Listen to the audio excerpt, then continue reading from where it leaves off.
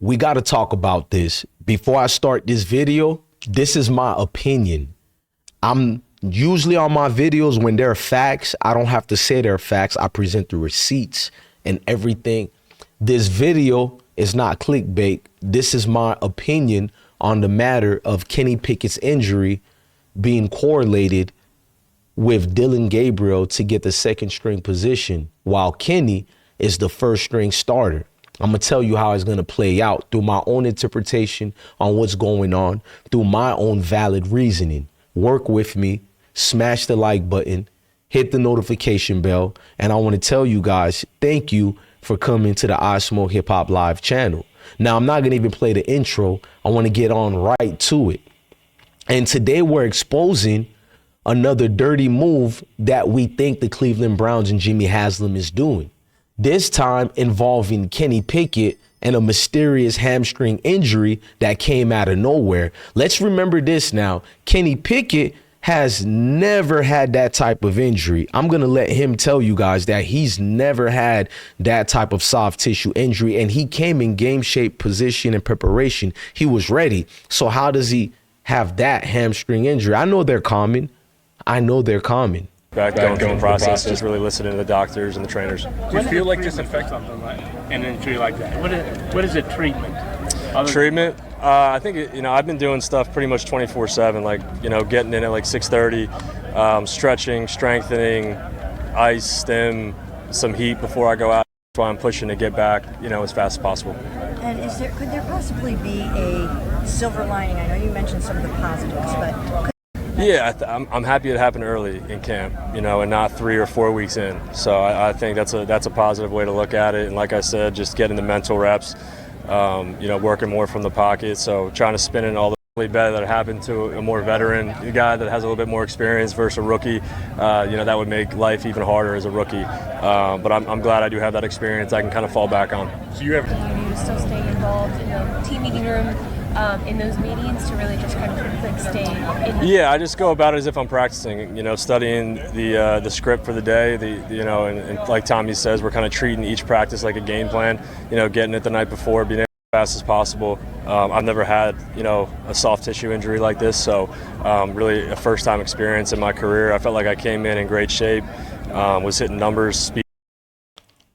I mean, he just said it right there, guys. Look, I'm going to be fair to people who want to think you overthinking it, you're doing too much. You might be correct. I'm not mad at you. Feel free to share that opinion. But can you blame me for feeling this way with everything that's been going on in the NFL? If I told you 20 years ago that the NFL will bypass marketable talents, remarkable talents, great talents, future Hall of Fame talents for bitter feelings, insecurities, issues like that, would you have believed me? Right. Let's move forward with it, though. I'm not done yet. This is my opinion. And if you're with me, stay with me. If you're not, watch my other videos that have actual stats and receipts. I don't do these kind of videos too much. This is me openly telling you it's my own little opinion, because majority of the time when I think like this and I see it like that, it happens to come into fruition, meaning I'm always ending up to be correct. So we're doing another one. Maybe a little birdie did talk to me. I don't know. I know I'm not going to get nobody in trouble and tell you who talks to me from who and said so, where, what, and where. I'd rather you do think I'm a liar. That helps me out, because then you have to debunk what I said. And that's the magical part. So let's carry on. So we're looking at how this came out of nowhere, this mysterious injury. But let's not be fooled.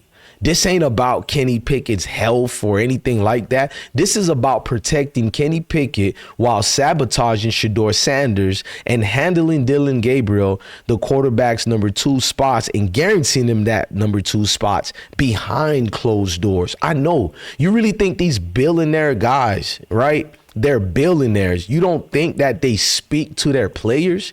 You don't think they look at their players and let them know what's going on or what they want or deals? And people be like, then why the players don't expose them? Because the player would get in trouble too.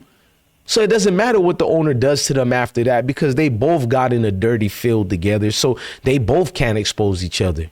This is factual. It's been going on like that.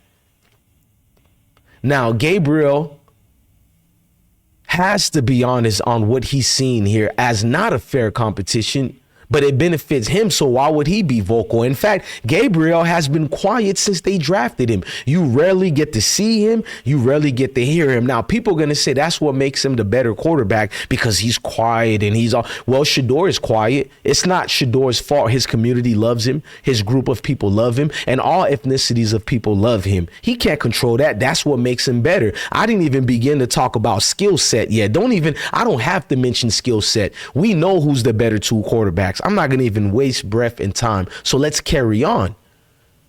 But Dylan has to know the game is rigged and the Browns just proved it again. Let's rewind real quick. Kenny Pickett was already named the starter before training camp even started, before one throw was made, before any competition. That's wild to me. A quarterback that's been rejected by the Steelers, not needed and misused by the Philadelphia Eagles because he was not a necessary.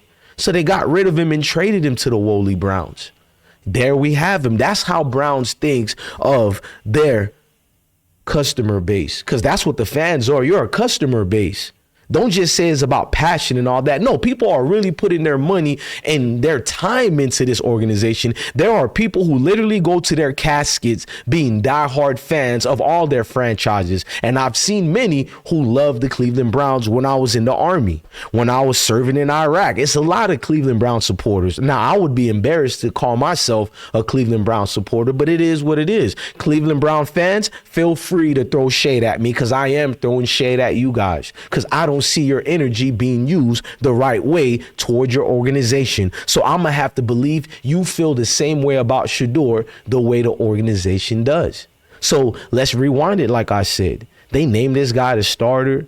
There's no real competition. They named Dylan the automatic number 2 without even playing. And you think it's a real competition. They're doing all this right in your eyes, right before your eyes. Am I lying? So what exactly was Shedeur Sanders supposed to compete for? A fake battle? A scripted preseason? Now all of a sudden Kenny got an injury? Vague? Unconfirmed? With no real footage or details? And don't tell me the people confirming it, you've seen the talking heads, so you go, oh, it's confirmed. Ah, yeah, shut up. I'm not going to even get deep into that because we got to follow the guidelines. But if you know, you know. We're not going to even do all that. So why? Because no one have the goals to speak on it, or because now he doesn't even have to earn it? No pressure, no threat, no need to prove he's better. It's a cover story to keep him protected and out of the public eye while Shedeur is being set up to fail. This I believe with all my heart, ladies and gentlemen. Look at it. Look at it. This is Kenny Pickett prior to the injury, y'all. It doesn't look that bad, but look at Shedeur when I say that. Look what more you get out of the rookie versus the vet who's not really playing like a vet nor experienced. Let's just be real. Kenny Pickett doesn't seem experienced at all. Just because you've been in the league a long time doesn't make you that great. It just doesn't. Look at Shedeur on Friday, 7 of 10. You're going to tell me Shedeur is playing, he's not playing with Jerry Jeudy or Judkins. That's not Shedeur's fault. He doesn't control the reps, and that's why we're doing this video. This is my conclusion. It's not something to prove me right or wrong. This video is going to have to be one of those let's wait and see. And y'all going to come back to this video like many other videos I've done like this, where you came back and gave me my props. So I'm cool if you guys roasting me right now and saying I done lost my mind and all this wildness, but I'm going to stick to the form and the formula of what made DJ Bless one the best one. I'm not afraid to say what your favorites are afraid to say or how they look or get perceived by others. He didn't have to earn it, bro. It's a cover story to be protecting certain people. Because if Shedeur is looking good like this, your puppet doesn't get to be seen as the other way it should have been seen. Now, let's listen to Kenny talk about his injury and Shedeur's one. It's coming along. Just trying to take it a day at a time. You know, frustrated not being able to, be out there competing, but I'm trying to do my best to listen to what the doctors and trainers are saying and trust everything in the process. You might be tempted to push it. How do you not? Back, you're going to be that same guy. You're going to have to manage it. No, I'll have to manage it whenever I'm back, probably a few weeks after, based on the injury and where I'm at. But I think it gives me a great opportunity just to work from the pocket, find check downs, really improve my game from the pocket. So I think if I look at it with that lens, it could be a real positive. Is it your target to be ready for the Carolina practice? I can't say if that's the target or not. I want to be out there. I think there's ways that I could be able to get out there. Really. I don't think so. I think it's, next man up, and when you're not in a competition, I think you're losing ground. I think that's just the nature of the business, the nature of the game. So it's great for those two guys to get extra reps, and, me and Shador got to get back out there. Kenny, what do you? I'm going to remember what he said. Me and Shador got to get back out there. Kenny, you don't have to get back anywhere. You're cemented the job. But when I look at you saying Shador got to get back out there, to what? They're not even giving him proper reps. This dude is being limited in reps. That's what Shador is being given, limited reps at all costs. I don't know why. I don't even understand it, but I understand it. Don't let that go over your head. The limited reps are just a little way too much, right? Now, let's talk about the bigger pictures. The Browns are not keeping 4 quarterbacks. I don't care what Andrew Berry just says. Remember, he just says that? I'm going to call him Cap. Andrew Berry just told the people that Shador and Dylan and Kenny and Joe would all 4 be kept if all 4 plays good. But Dylan hasn't been playing good, so why he isn't being talked about or criticized or critiqued? I done seen Kevin Stefanski to critique Shador a little bit while trying to act like he's non-biased towards this fake competition, right? I don't care what Andrew Berry said, like I told you, because we know it's Cap. That's a smoke screen. They'll keep 3 at most, and one of them is getting cut or stashed. I don't think they're going to stash Shador, and if they do stash Shador, it's probably more of a business move because he'll still be part of the Cleveland Browns franchise, and they'll still get notable coverage. That's all it was about. It was a business move.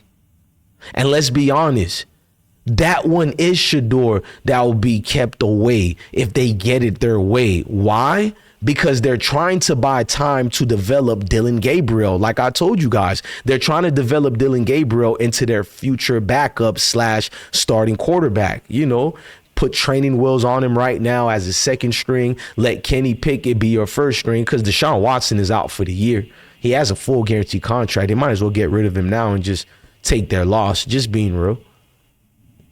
Now, when you see the time they're trying to back up Dylan Gabriel compared to the limited reps they're giving Shador, why is it an argument with me, or why is this so far-fetched for me to think this way, to look at the injury being fake of Kenny Pickett? You understand me?